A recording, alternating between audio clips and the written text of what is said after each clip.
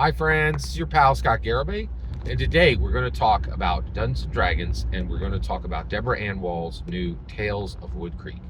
So Deborah Ann Woll wants to bring new people to Dungeons & Dragons. She wants to tear down every obstacle to playing Dungeons & Dragons fresh, right?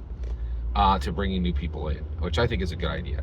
And so one of the ways she did this is she went on Dungeons & Dragons official channel and she listed 6 obstacles to playing Dungeons & Dragons. And she said, when people come to Dungeons & Dragons, they're like, hey, I want to play Dungeons & Dragons, but I think, and then they have a list of like 6 different things, and they're like, this, right?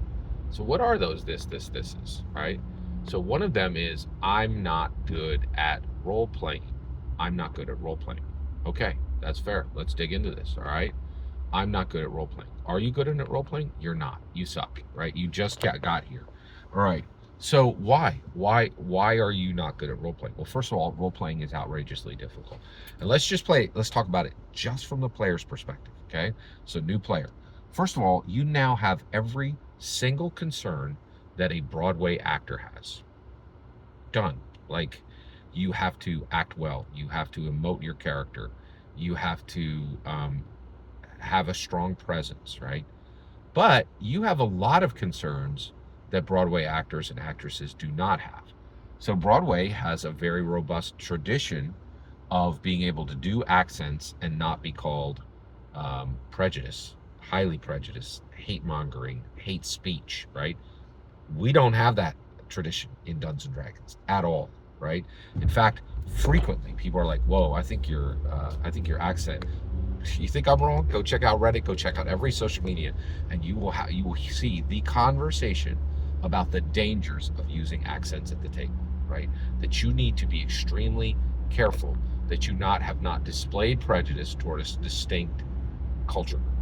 This doesn't exist in Broadway. Like they do act like, go watch the current, like the Mary Todd, like some of these are highly offensive, right? Like, but they have a tradition. They have a safety net. We don't have that. Why do we not have that in Dungeons and Dragons? Why aren't we allowed to safely do accents? Well, because we're culturally aware and smarter and we're way more culturally aware and way smarter than people go see Broadway plays. Done. Period. End of sentence. Right? Like, well, why is that? Because Dungeons and Dragons is a filter for these most charismatic, confident, intelligent people in the world, right? And we have concerns that no one else even remotely has. Like we function at a different frequency than the rest of the world, right?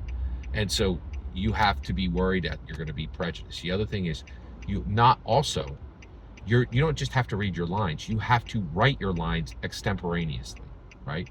And at the same time, while you're enjoying yourself and doing all this, you also need to highlight the role-playing of everyone around you.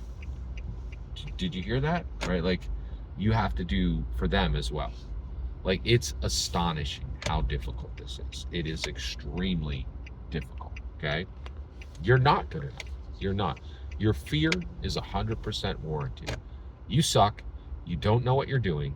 You have a high probability of offending someone, and there's a high probability that you're going to leave your co-role players in the lurch, right? Like, that you're going to abandon them when they need you the most, when you need to be highlighting their efforts and not being selfish.